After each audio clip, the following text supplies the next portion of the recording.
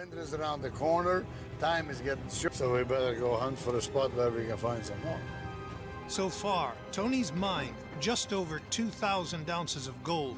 Tony Beats a été l'âme de Gold Rush pendant des années, mais la situation a pris une tournure dramatique. Suite au diagnostic dévastateur de sa femme, Tony se retire des projecteurs pour se consacrer à sa famille, loin des caméras. Celui qui était autrefois un jeune homme inébranlable fait face à des épreuves personnelles et à des démêlés judiciaires qui pourraient même le conduire en prison.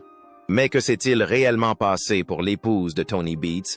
Et pourquoi a-t-il reçu un diagnostic tragique? Pourquoi lui fait-il ses adieux? Le nom Minnie Beats évoque la force, le partenariat et l'héritage. Pendant de nombreuses années, elle a été aux côtés de son mari, Tony Beats, le personnage secondaire hors du commun surnommé le Viking dans l'émission Gold Rush. Ensemble, ils ont bâti un véritable empire familial au Yukon, au Canada.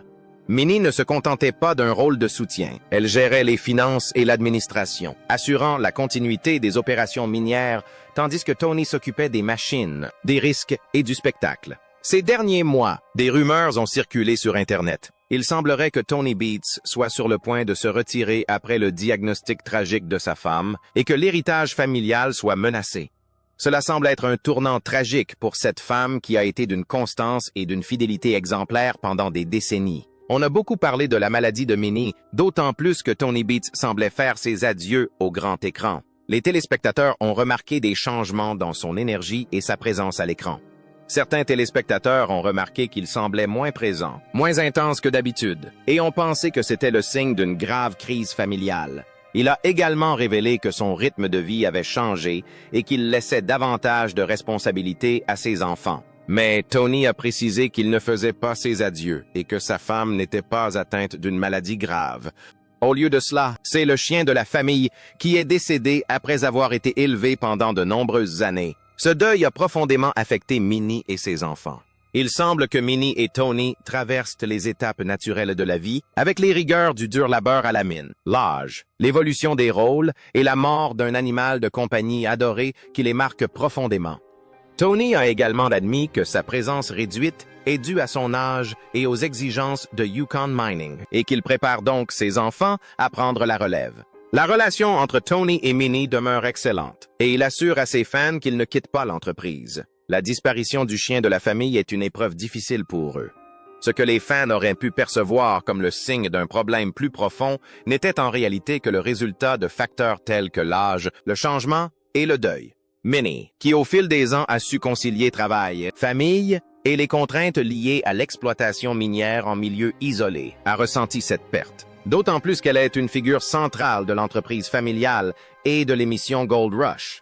Elle participe à cette transition, s'impliquant davantage à certains égards et se mettant en retrait à d'autres. Elle souhaite laisser la relève à la prochaine génération tout en les soutenant en coulisses. Bien que Minnie Beats ne soit pas atteinte d'une maladie grave, les fans se demandent si Tony Beats ne prend pas congé pour d'autres raisons.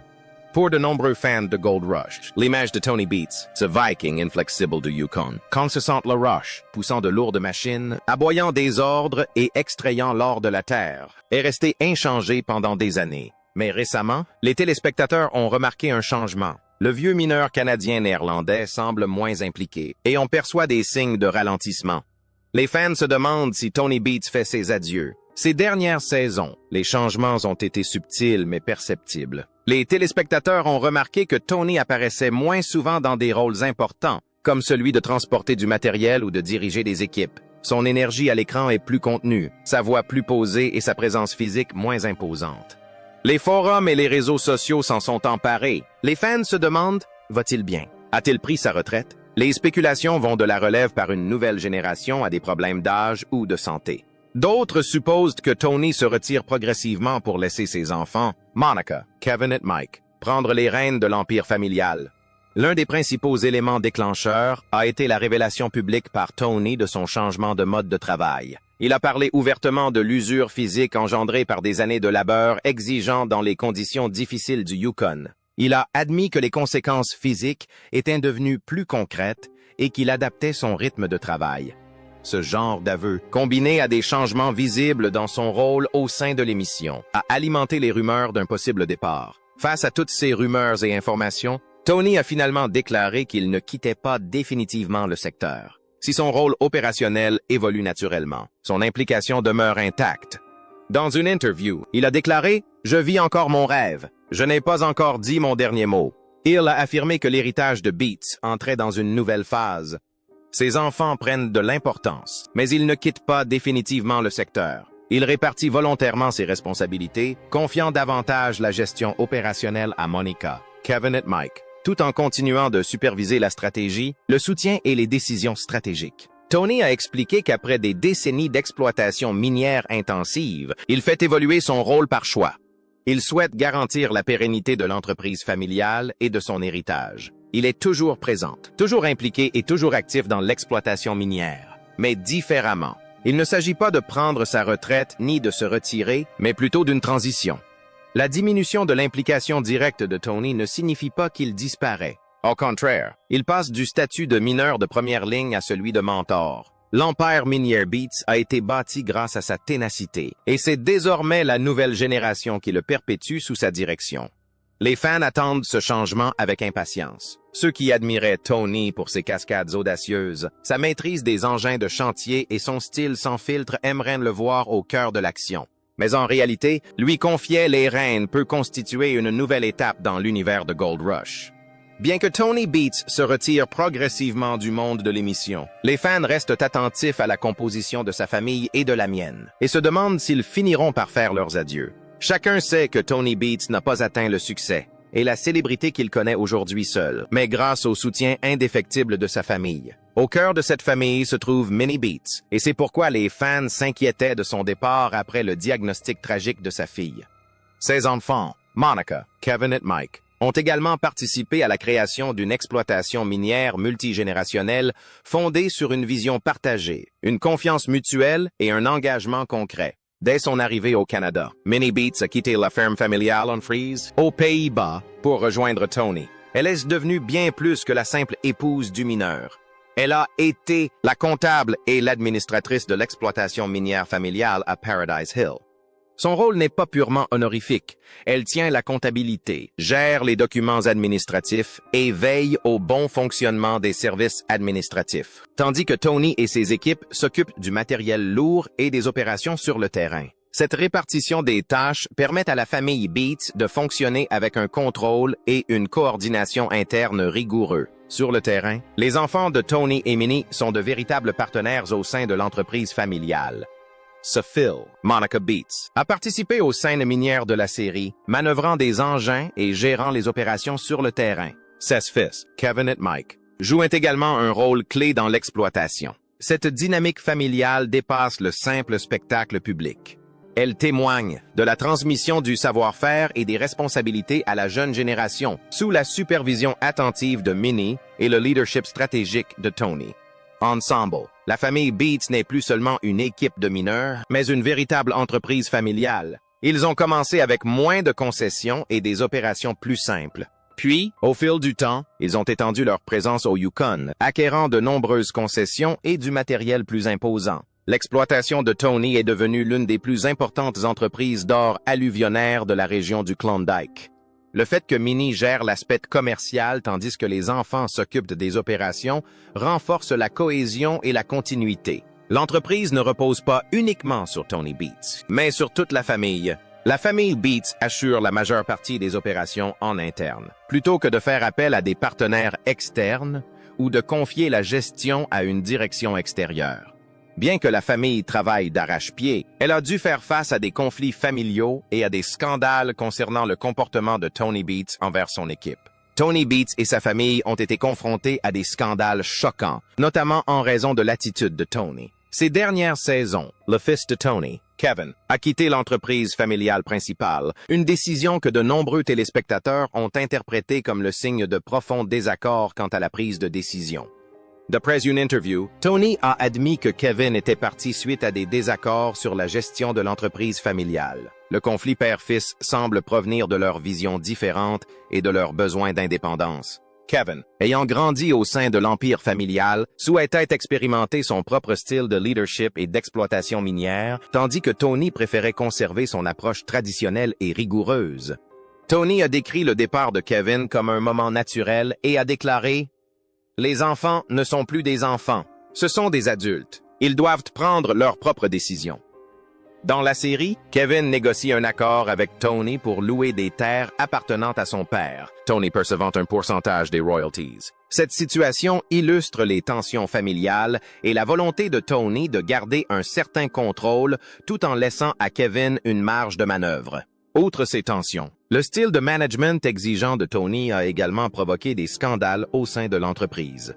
D'anciens membres de l'équipe et des fans le décrivent comme quelqu'un qui attendait de ses employés qu'ils apprennent de leurs erreurs, ce qui le mettait en colère et le rendait vindicatif, au lieu de leur enseigner des compétences. L'émission a également révélé des moments où Tony se montrait trop dur envers ses employés. Un incident rapporté impliquait sa fille, Monica Beats, qui l'a rétrogradé à l'écran à cause d'une panne de machine qu'il estimait qu'elle aurait dû éviter. Bien que la télé-réalité ait tendance à amplifier les drames, elle a révélé la rigueur de Tony Beats envers son équipe. Son attitude intransigeante, directe et sans concession, lui a valu le respect pour ses résultats, mais aussi des critiques quant à son environnement de travail. Les équipes qui travaillent sous ses ordres s'apparentent davantage à des chaînes de production à haut risque, où les erreurs peuvent coûter très cher. Outre ses problèmes familiaux, Tony s'est retrouvé dans une situation délicate lorsqu'il a commencé à faire face à des démêlés judiciaires, ce qui a amené certains à se demander s'il allait enfin quitter les plateaux de tournage. Tout a commencé en octobre 2014, lors du tournage de l'émission de télé-réalité Gold Rush, lorsqu'un sous-traitant de Tamarack Incorporated a déversé de l'essence dans un bassin de dragage près de la rivière Indian, au Yukon, et y a mis le feu. L'épisode a été diffusé en février 2015 et a fini par attirer l'attention des autorités chargées de l'application des réglementations environnementales. Suite à sa diffusion, le ministère territorial de l'Énergie, des Mines et des Ressources du Yukon a ouvert une enquête. Tony Beats et Tamarack Inc. Ils ont été inculpés en vertu de la loi sur les eaux du Yukon pour avoir permis le déversement de déchets dans un système de gestion des eaux. Tamarack a également été accusé de non-respect des exigences relatives au permis d'utilisation de l'eau. Lors des audiences, il a été établi que le sous-traitant avait demandé à Tony l'autorisation de verser le carburant et que Tony avait répondu qu'il s'en fichait. Le 17 mai 2017, Beats et Tamarack Inc.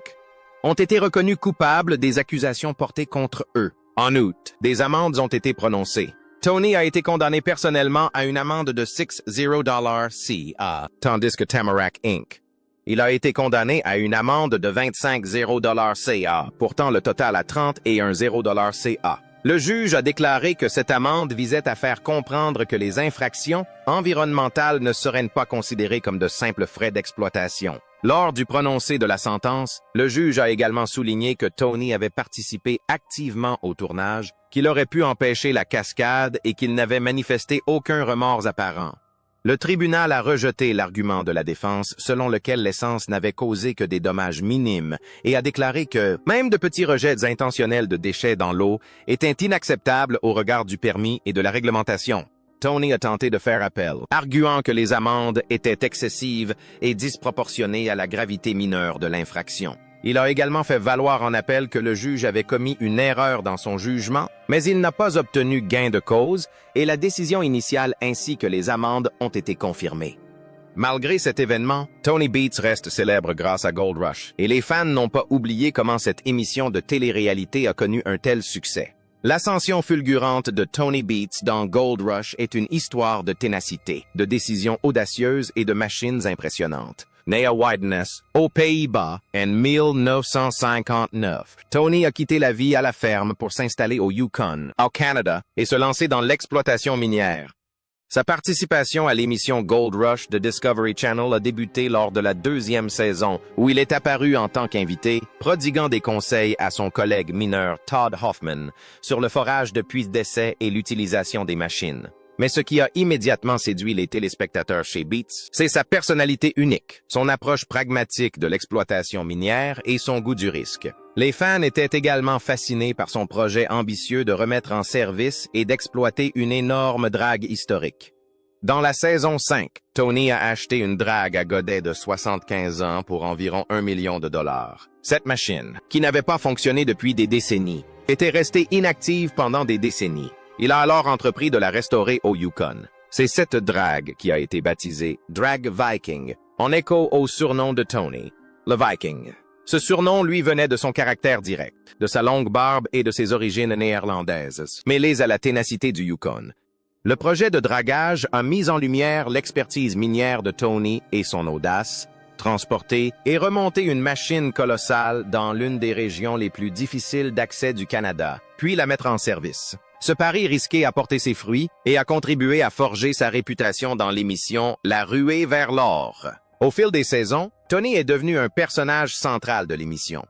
Il n'était pas un simple invité, mais le dirigeant d'une importante exploitation minière, gérant des équipements de grande envergure, des enjeux considérables et les dynamiques familiales de son équipe. Son style, incisif, direct et sans concession, suscitait autant d'admiration que de critiques et était digne d'une apparition à la télévision. Avant de rejoindre l'émission La ruée vers l'or, il était encore mineur et connaissait déjà un grand succès.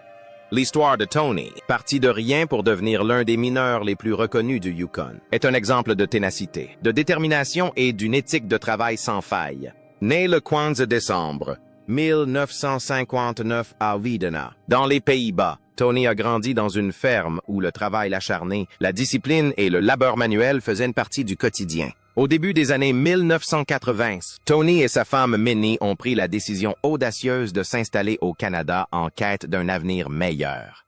Il a d'abord travaillé dans la construction et la pose d'oléoducs en Colombie-Britannique et en Alberta, mais quelque chose de plus important a attiré son attention. La promesse de l'exploitation aurifère au Yukon, où, disait-on, les mineurs pouvaient gagner environ $1 par semaine. Motivé par bien plus que l'argent, il était attiré par le défi, la liberté et le frisson de la recherche. En 1984, Tony s'installa au Yukon, plus précisément dans la région de Dawson City, et commença à travailler comme opérateur de machines dans des mines d'or. Il débuta au bas de l'échelle et apprit le fonctionnement des machines, la connaissance du terrain, la logistique et les dures réalités de l'exploitation minière alluvionnaire. Il dut également affronter le froid, l'isolement des lieux, les pannes d'équipement importantes et les longues heures de travail. Au fil du temps, Tony a acquis de l'expérience, s'est forgé une réputation et a vu ses responsabilités s'accroître. Il a gravi les échelons, passant d'opérateur à contremaître, puis à superviseur et enfin à propriétaire. Il a acquis ses propres concessions minières dans la région du Klondike, au Yukon, notamment les populaires exploitations de Paradise Hill et de Tamarack.